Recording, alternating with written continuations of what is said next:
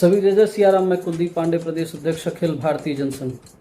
राम मंदिर करोड़ों श्रद्धालुओं का आस्था का प्रतीक है। देश के गरीब, किसान, मजदूर, व्यापारी, नौजवान, वृद्ध माँ, वृद्ध पिता सबने अपनी श्रद्धा से योगदान किया। किसी ने 11 दिया, किसी ने 101 दिया, किसी ने अपनी मेहनत की कमाई का बड़ा हिस्सा दान किया, तो किसी ने 1 रुपए भी, क्योंकि उन्हें विश्वास था कि यह योगदान प्रभु श्री राम जी के चरणों में अर्पित हो रहा है। राम मंदिर के लिए चंदा किसी सरकार ने नहीं दिया था।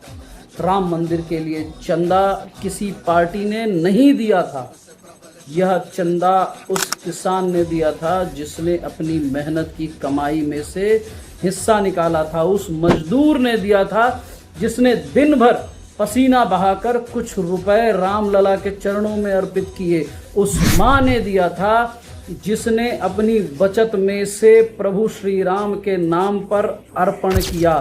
लोगों ने केवल सिर्फ पैसा नहीं दिया था, उन्होंने अपना विश्वास दिया था। लेकिन आज उसी विश्वास पर गंभीर प्रश्न खड़े हो रहे हैं। दान की राशि के प्रबंधन को लेकर आरोप सामने आए हैं। रिकॉर्ड और लेखे जोखे को लेकर प्रश्न उठे हैं। निगरानी व्यवस्था और सीसीटीवी फुटेज को लेकर सवाल उठे हैं, और यह सवाल विपक्ष नहीं उठा रहा है, मंदिर प्रबंधन से जुड़े हुए लोग उठा रहे हैं। महिपाल सिंह जी जो लेखा प्रभारी थे, उन्होंने खुलासा किया कि चोरी नियमित रूप से हो रही थी। शिकायत करने पर उन्हें हटा दिया गया। सोना चांदी के दान का हिसाब नहीं रखा जाता था। सीसीटीवी फुटेज डिलीट की गई। महंत कमल नयन दास जी जैसे संत भी पारदर्शी जांच की मांग कर रहे हैं, और यह पहली बार नहीं है। 2021 में चंपत राय के नेतृत्व वाले ट्रस्ट पर गंभीर आरोप लगे थे। अयोध्या में एक जमीन जिसकी कीमत 2 करोड़ थी, उसे 2 बिचौलियों ने पहले 2 करोड़ में खरीदा, और केवल 5 से 10 मिनट के अंतराल में उसी जमीन को ट्रस्ट को बेच दिया 18 करोड़ 50 लाख रुपए में, यानी 16 करोड़ 50 लाख का सीधा घोटाला। एक ही दिन में एक गवाह और राम नाम के नाम पर उसी समय सीबीआईडी जांच मांग हुई थी, लेकिन सच्चाई दबा दी गई। इससे पहले 1980-90 के दशक में रथ यात्रा के दौरान भी निर्मोही अखाड़ा ने आरोप लगाया था कि बीएचपी और उससे जुड़े लोगों ने राम मंदिर के नाम पर 1400 करोड़ से ज़्यादा का चंदा एकत्रित किया, लेकिन उसका सही हिसाब नहीं दिया गया। उस पैसों से संगठन के अपने भवन बनाए गए और शिलाओं का भी दुरुपयोग किया गया। आज भी उस 1400 करोड़ का पूरा हिसाब जनता के सामने नहीं आया। भाइयों और बहनों, इस पूरे प्रकरण में एक बात और देश को झकझोरती है। भारतीय जनता पार्टी के वरिष्ठ नेता, लाखों लोगों का जन समर्थन रखने वाले, वर्षों से राजनीति में प्रभाव रखने वाले बृजभूषण शरण सिंह जी कहते हैं, मुझे बहुत कुछ पता है लेकिन मैं बोल नहीं सकता। अगर मैं सच बोलूंगा तो मुसीबत में पड़ जाऊंगा। वो बहुत ताकतवर लोग हैं। मैं प्रश्न करना चाहता हूं, यदि बृजभूषण शरण सिंह जी जैसा प्रभावशाली जनाधार वाला नेता भय में है, तो एक सामान्य कार्यकर्ता की स्थिति क्या होगी? यदि इतना बड़ा नेता सच बोलने से डर रहा है, तो एक साधारण नागरिक वर्तमान सरकार में कितना भय महसूस करता होगा। बृजभूषण जी, यदि आपके पास सच है तो यह देश के सामने रखिए। राम के नाम पर जुटाए गए धन के विषय में यदि आपके पास कोई जानकारी है तो उसे जनता तक पहुंचाइए। यह इस देश की जनता आपके साथ है। अखिल भारतीय जनसंघ और इसका एक एक कार्यकर्ता आपके साथ खड़ा रहेगा। हर एक सनातनी आपके साथ खड़ा रहेगा। हम उन सभी लोगों के साथ खड़े रहेंगे जो भय के विरुद्ध और पारदर्शिता के पक्ष में आवाज उठाते हैं। भाइयों और बहनों, राम का नाम केवल आस्था नहीं है, राम का नाम सत्य है, श्री राम का नाम मर्यादा है, श्री राम का नाम न्याय है। इसलिए राम के नाम पर, श्री राम जी के नाम पर जुटाए गए एक एक रुपए का हिसाब श्री राम जी की मर्यादा के अनुरूप ही होना चाहिए। पूर्ण पारदर्शिता के साथ हमारी मांग केवल इतनी है, सत्य सामने आए, विवादित सीसीटीवी फुटेज और सभी रिकॉर्डिंग सार्वजनिक की जाए, श्री राम भक्तों को पूरा हिसाब मिले और जिसने भी श्री राम भक्तों के विश्वास के साथ खिलवाड़ किया है उसे सख्त से सख्त सजा मिले। और एक बात, सत्ताधीशों को सनद रहे, राम भक्त सब कुछ सह सकता है, लेकिन श्री राम जी के नाम पर विश्वासघात नहीं सहेगा। यह सरकार कभी राम की सगी थी ही नहीं। यह सरकार श्री राम जी की विरोधी सरकार थी, यह सरकार हिंदू विरोधी सरकार थी। इनके हिंदू विरोध की वजह से ही जनसंघ को छोड़ करके इन्होंने नई पार्टी भारतीय जनता पार्टी की स्थापना की और इनकी नीतियां आज भी उतनी ही उसी तरह एकदम स्पष्ट हैं जितनी पहले प्रोफेसर बलराज मधोग जी के समय में थी। राम मंदिर मुद्दे में जो घोटाले चल रहे हैं, घोटाले खुल रहे हैं, यह मात्र 2 करोड़ 5 करोड़ 10 करोड़ 20 करोड़ वाला घोटाला नहीं, अब तो खुलासा हो गया है, घोटाला बढ़कर सैकड़ों करोड़ों का हो गया है। लेकिन यह घोटाला 200 करोड़ का नहीं है, यह घोटाला 500 करोड़ का नहीं है, यह घोटाला 700 करोड़ का नहीं है।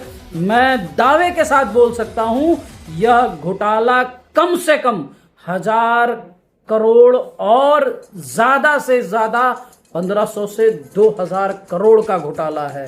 राम मंदिर घोटाला, श्री राम जी के मंदिर का घोटाला, अपने आराध्य का घोटाला करने वाले लोग, राम के नाम पर सत्ता में आने वाले लोग ने राम मंदिर के, राम जी के घर में घोटाला कर डाला, राम जी के घर को ही लूट डाला। दुर्भाग्य यह है कि इसकी जांच चाहे सीबीआई करे, चाहे ईडी करे, चाहे जो करे, इसमें क्लीन चिट सबको मिल जाएगा। कोई अदना सा अधिकारी फंस जाएगा या उसे फंसा दिया जाएगा और घोटाले की वसूली कभी नहीं होगी। जो घोटाला हुआ सो घोटाला हुआ, बात खत्म। मैं इस देश की जनता से एक चीज, इस देश की जनता को एक चीज बता देना चाहता हूं। ये भारतीय जनता पार्टी सरकार जिस हिसाब से धन की व्यवस्था कर रही है, पार्टी के कोष में जिस हिसाब से धन आ रहे हैं, इनको धन कोई व्यक्ति नहीं दान दे रहा है। ये सारा धन इस देश के मंदिर से चुरा चुरा कर पार्टी की कोष में डिपॉजिट करते चले जा रहे हैं। इतना आसान नहीं है लोगों की जेब से धन इकट्ठा करना। सबसे ज्यादा संख्या में जो इनके पास धन आ रहे हैं वो हर मंदिरों का धन है, क्योंकि इन्होंने हर मंदिर को अपने अधीनस्थ किया धीरे धीरे सौंदर्यीकरण के नाम से, और उसमें जो धन आता है वह धन यह अपने कोष भरने का कार्य कर रहे हैं उस धन से। इस देश में न्याय भगवान जाने कब मिलेगा, क्योंकि चोरी की जांच चोर करेगा, सत्ता है चोर की जांच चोर करेगा। और भारत के सबसे कट्टर हिंदूवादी नेता माने जाने वाले श्री योगी आदित्यनाथ जी उत्तर प्रदेश के मुख्यमंत्री हैं, उनकी नाक के नीचे हो रहे घोटाले, यह स्पष्ट होता है कि उनकी हाथ में श्री राम मंदिर के प्रशासन की व्यवस्था नहीं है। दुर्भाग्य है इस देश का कि राम मंदिर के घोटाले होते चले जा रहे हैं और इस देश के हिंदुओं को कोई फर्क नहीं पड़ता है कि ये घोटाले क्यों हो रहे हैं। लेकिन मेरा निवेदन है इस देश की जनता से, जागिए। ये जब राम जी के सगे नहीं हैं, ये जब अपने भगवान, अपने आराध्य के सगे नहीं हैं, तो ये इस देश के राम प्रेमी, राममयी इस देश की जनता के सगे कैसे हो सकते हैं। आपको जागना होगा, नहीं तो आने वाला भविष्य आपका गर्दिश में है, आपकी आने वाली पीढ़ी कर्जे में आने वाली है, जो पैदा होगा वो कर्ज में पैदा होगा।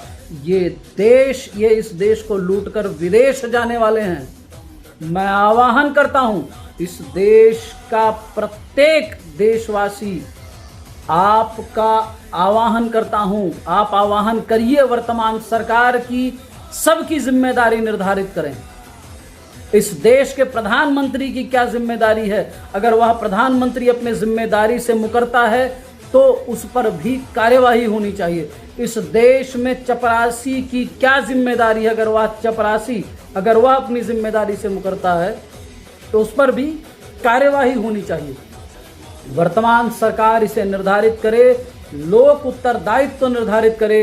जो जनसंघ का लक्ष्य है उस लक्ष्य को वर्तमान सरकार को निर्धारित करना चाहिए कि नीचे से लेकर, चपरासी से लेकर ऊपर तक बैठे प्रधानमंत्री और राष्ट्रपति तक की सबकी जिम्मेदारी निर्धारित हो, और जिम्मेदारी निभाने में जो लापरवाही करे उनके खिलाफ कार्यवाही होनी चाहिए। उनकी वसूली हो, उनके घर गिराए जाए, उनकी नागरिकता समाप्त की जाए, और तभी इस देश में भ्रष्टाचार मुक्ति होगी, तभी इस देश में ईमानदारी आएगी। राम भक्तों की मांग है एक स्वतंत्र, निष्पक्ष, समयबद्ध और सार्वजनिक जांच हो। सभी रिकॉर्ड, सभी सीसीटीवी फुटेज, सोने चांदी आभूषणों का पूरा लेखा जोखा, भूमि के सौदे के कागजात सब जनता के सामने रखे जाएं। जिसने भी राम भक्तों के विश्वास के साथ खिलवाड़ किया है उसे कड़ी से कड़ी सजा मिले, हर एक पैसे की वसूली हो। अखिल भारतीय जनसंघ इस लड़ाई में हर उस सनातनी के साथ खड़ा है जो सत्य, मर्यादा और न्याय की मांग कर रहे हैं। हम किसी के भय में नहीं झुकेंगे। हम श्री राम के नाम पर लूट को कभी स्वीकार नहीं करेंगे। सभी को जय जय सिया राम, जय जनसंघ, जय गौ माता, भारत माता की जय। राम मंदिर की रक्षा करो, श्रद्धा बचाओ इस देश के देशवासियों। सभी को जय गौ माता, जय जय सिया राम।